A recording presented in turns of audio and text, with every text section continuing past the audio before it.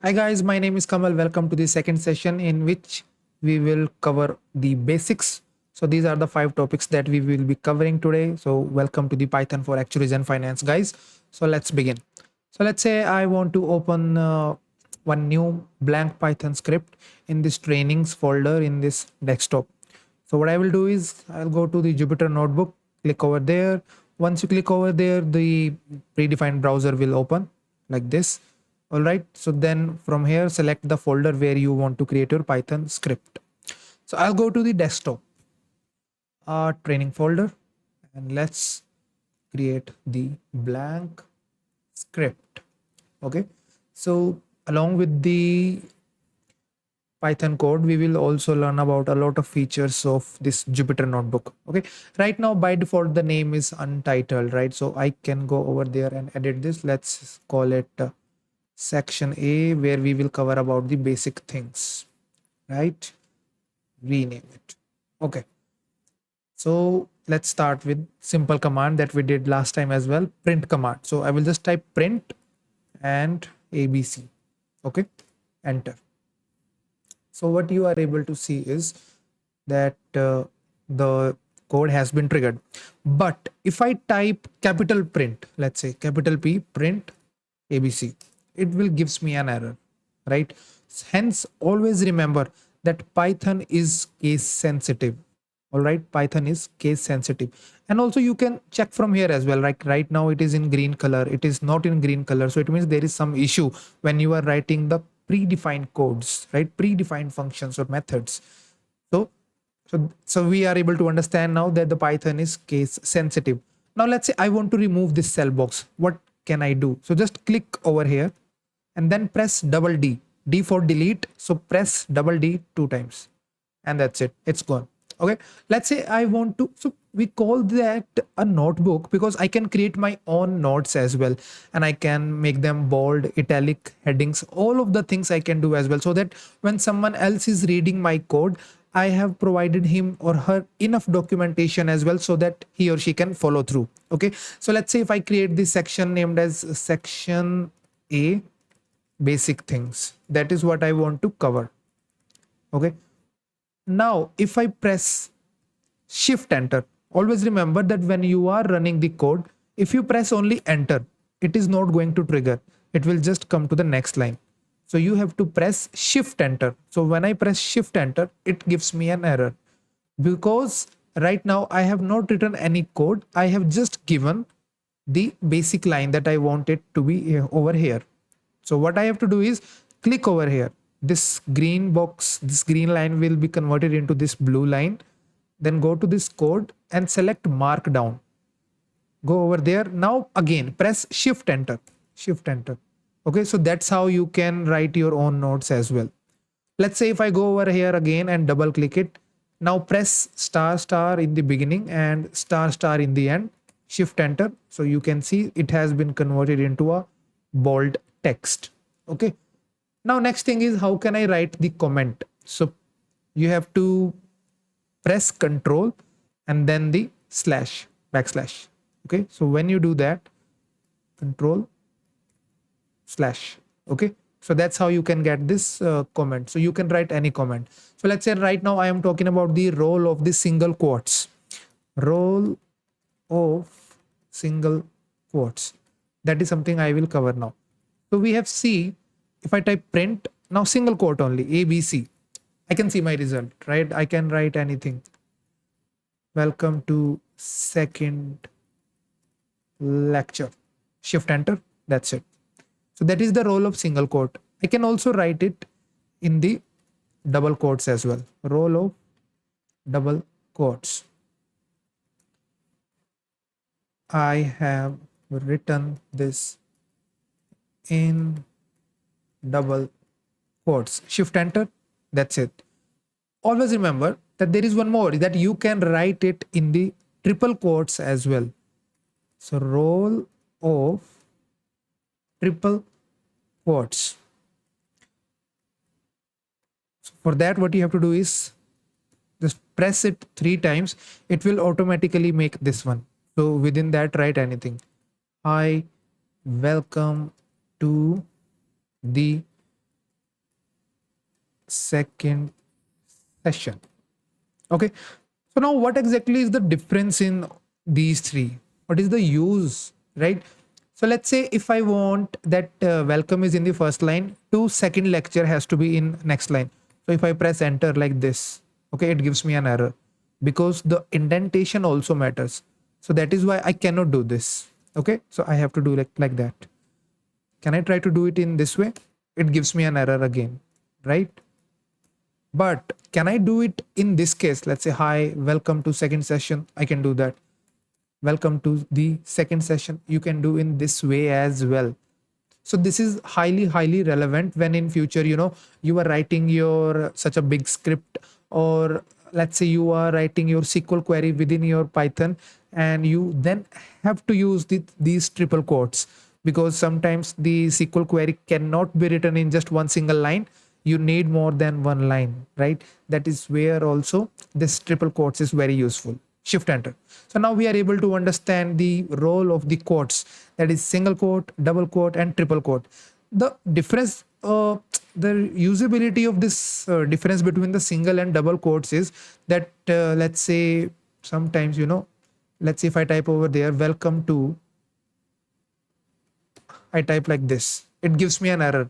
Now Python is confused, whereas I have just tried to highlight this second over there. Okay, so the Python is confused that technically your code is over up to this point. You can see. So that is why it is saying that it is an invalid syntax, but it is not invalid.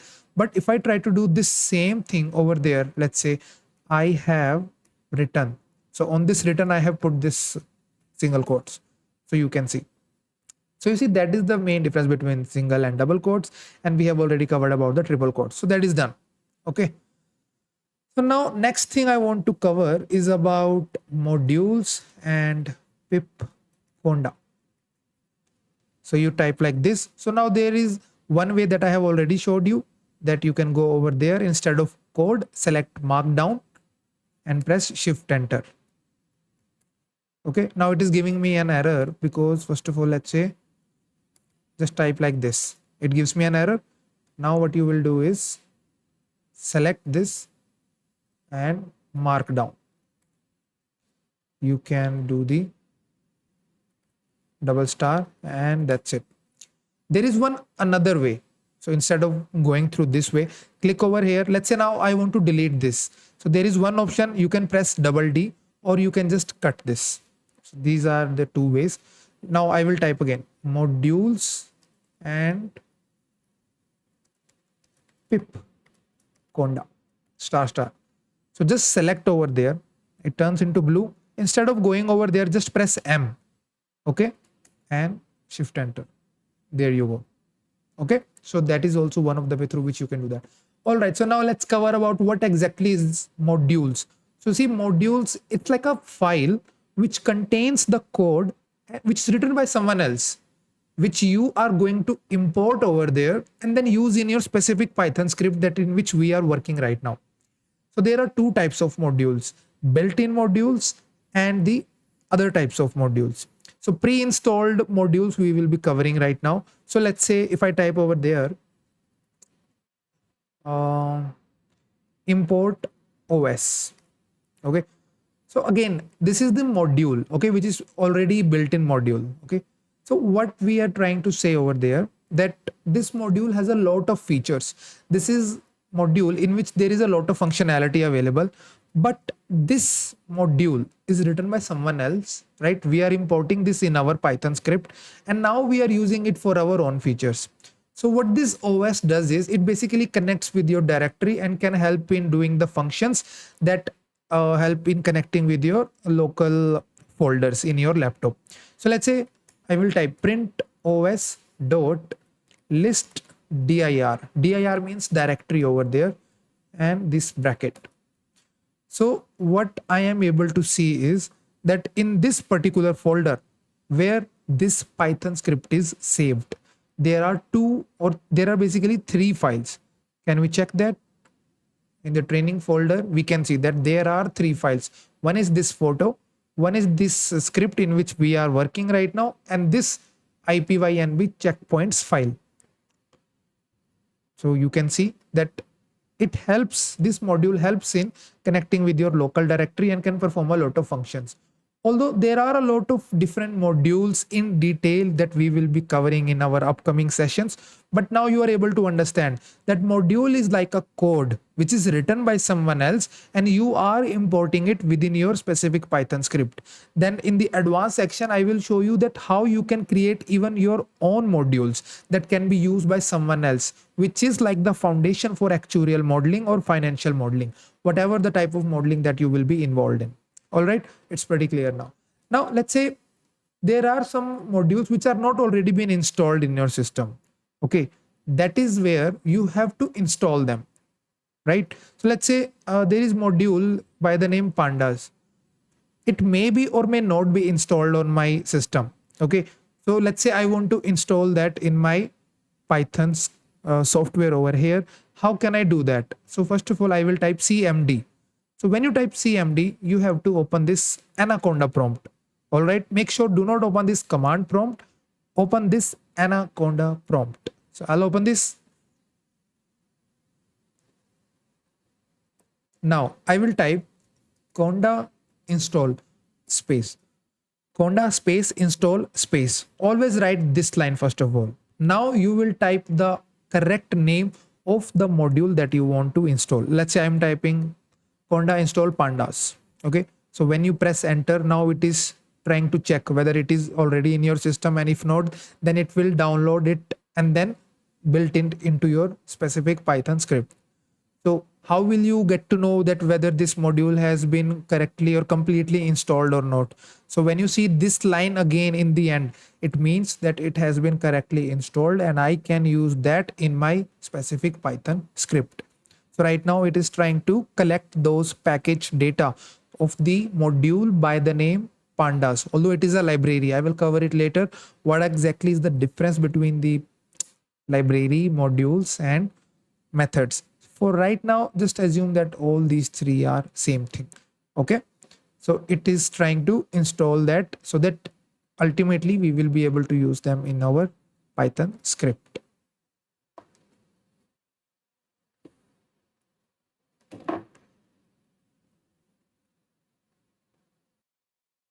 So now after that it is saying for proceed with yes, y or n. I will type y, which means yes, and now it is downloading and extracting the latest packages for me.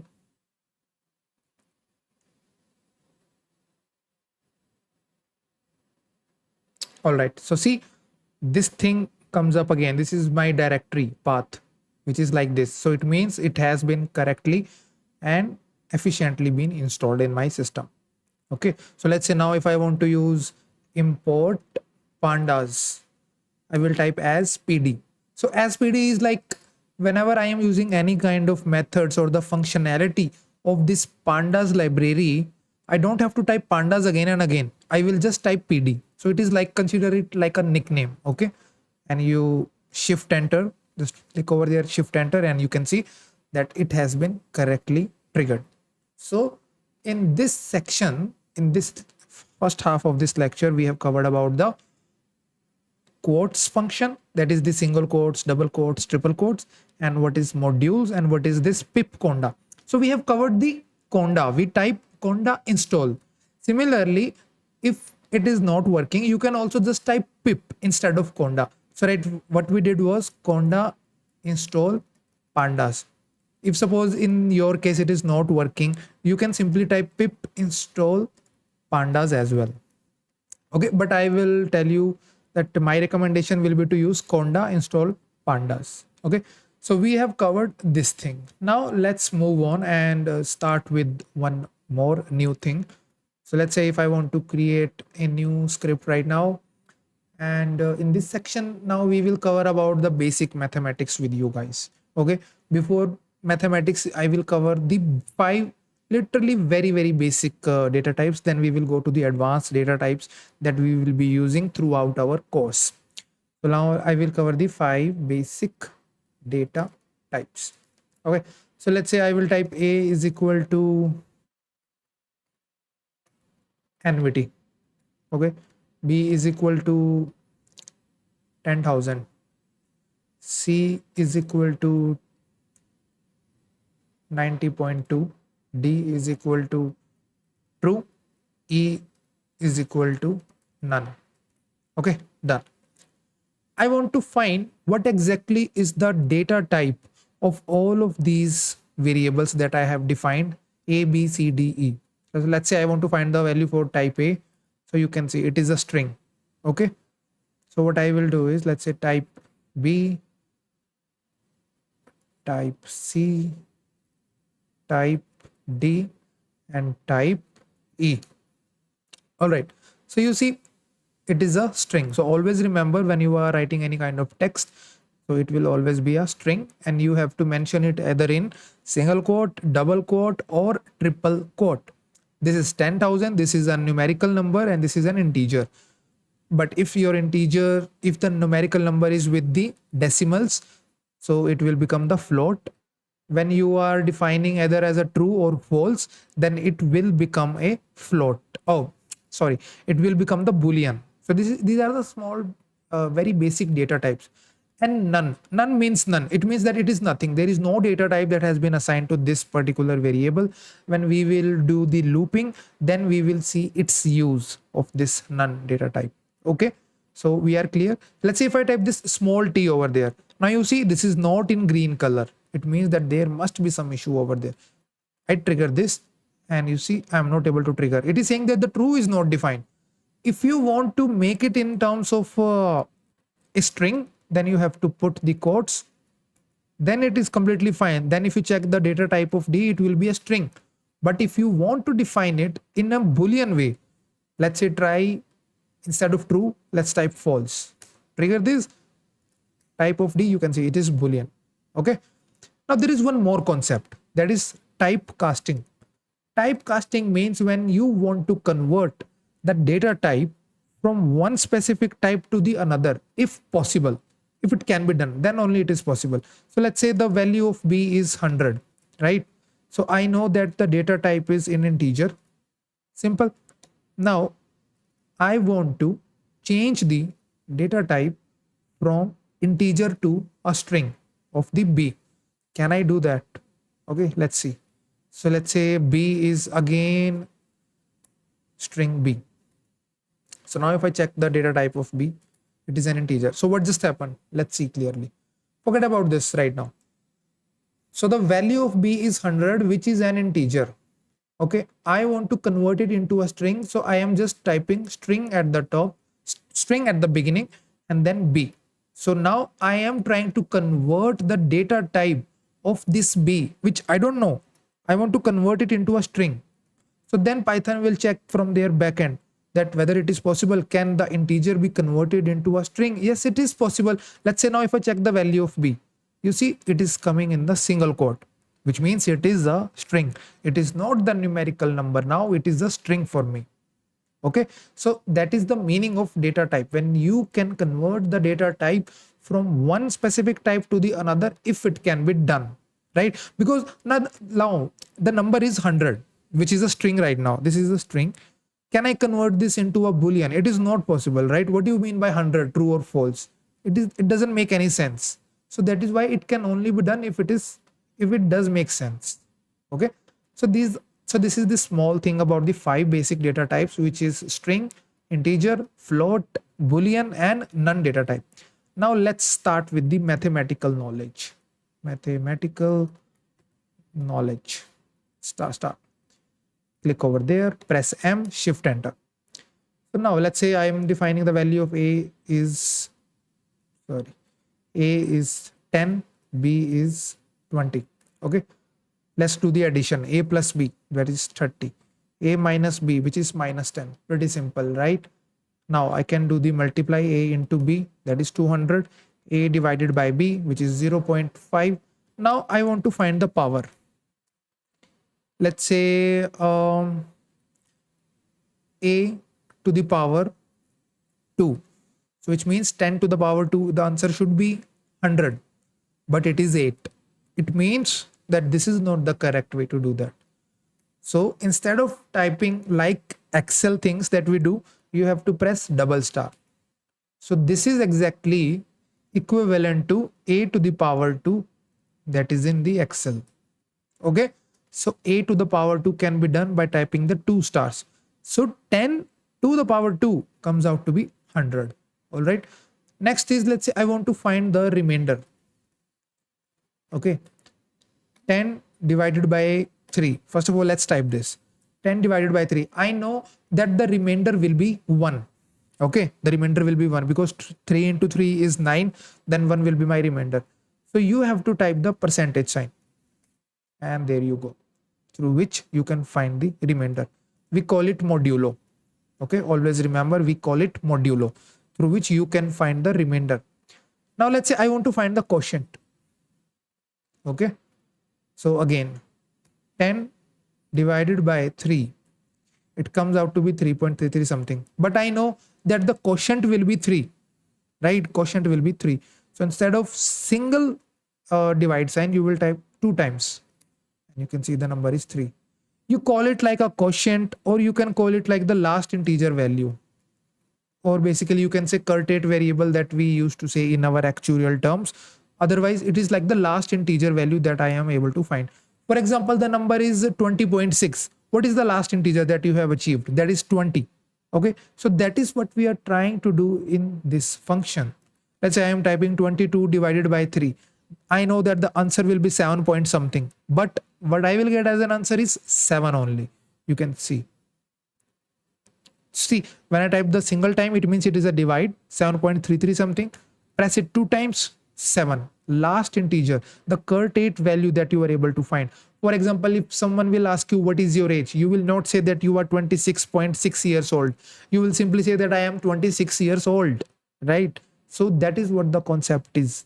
In actuarial terms, we call it the curtate values, or in normal financial terms, you call it the last integer, or just the basic common sense that this is the quotient. All right, now let's move on. What was the value of a? That is 10. I can overwrite the values too. I am saying that, okay, now the value for a is 20. Let's check the value of a again, that is 20. So now we are assured that the values can be overwritten as well. Okay, now next is that you can do, there is one more feature which is similar to the Excel VBA as well. Okay, so like in VBA you must have seen I is equal to I plus 1 whenever you are doing the looping. If you guys are not aware about that, that is completely fine. I am teaching you one more feature. Let's say I want to add 10 more within this a numerical value. So a is equal to a plus 10. I will type like this. A is equal to a plus 10. So right now the value for a is 20. After this trigger, now the value for a will become 30. Okay, so there is one way you can do it like that, but there is another way. So you can do it like, I'll show you quickly. 5.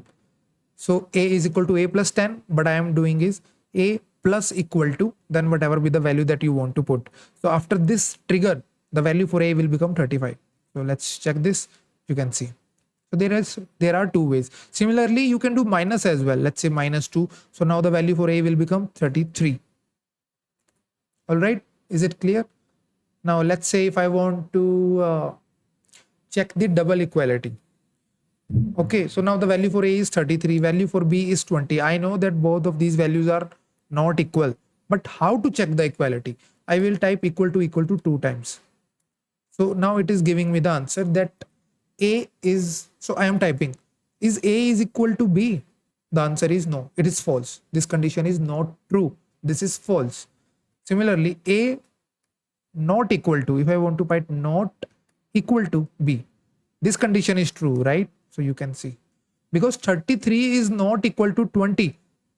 I am checking this statement. Yes, you are right. True. 33 is equal to 20. No, you are not right. So this is false. Okay. So that is what we are trying to check over there. So these are some of the basics that we have covered, although we will go into a lot of detail when we will cover later about the mathematical and numerical computation. But remember these things, that is how to calculate the power, the remainder, you call it modulo, the quotient, you call it curtate, or the last integer. Okay. And this is some of the different ways through which you can write this thing, and how to check the equality, not equality. Right now, let's try to write about some of the things. In the concatenation, concatenation means when you are combining two things together. I will type hi, I am a string. You can simply do that, right? And you know that the value of your a is 33 and the value of b is 20. So I will type print hi, my age is a plus b. Let's type like this. Okay, but in this case it is just a plus b because this completely text is into this string. So Python doesn't know what is the value of a and b because you have already put all of these values in just in this double quote, which makes it which makes it a string entirely. But let's say I will type over there, hi, my age is, okay, you type like this only, this is your string, then come out of the quotes, press comma.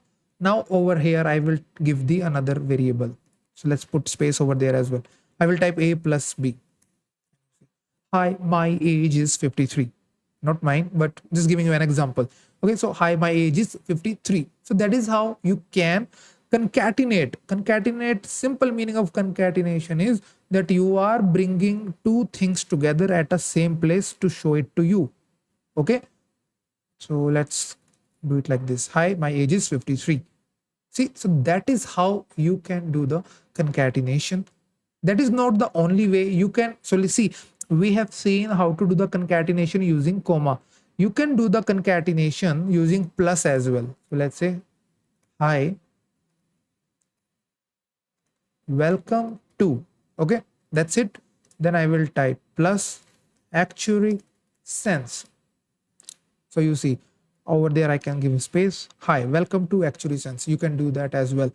So you can concatenate string with string using plus, but is it possible to concatenate a string with an integer using plus? Let's check this out. Let's copy this. Control C, Control V. So instead of this, I will type only, let's say A plus B. So you see, it gives me an error. You can only concatenate string with string, not with an integer. So it is not possible. If you want to show this value, you have to put comma over there. That's what we did over there. So always remember, if you are concatenating the string with an integer, use comma. String with the string, it can be done using the plus sign. Okay. So I hope that this is completely clear to all of you. So in this, so just to summarize what we have covered in our today's session. So we started with the single quote, double quote, triple quotes, logic of modules, what is how to import the modules, right? So import pandas, you can go to the conda install pandas in your Anaconda CMD over there, just type CMD, Anaconda prompt, okay? So that is how you can do that. Followed by, we covered about 5 basic data types: strings, integers, float, boolean, none data type. Then we did the mathematical knowledge: plus, minus, divide, multiply, power, remainder, quotient. And then this way of writing the answer, overwriting the variable values. And then we did the concatenation: string plus string, string plus integer. Okay, and the role of comma and plus in this concatenation. All right, so I hope that you are able to enjoy this session. You will find the documents regarding this as well, these Python scripts as well. Make sure you are learning this. All right, so I hope you all enjoyed this, and I will see you in the next one. Bye.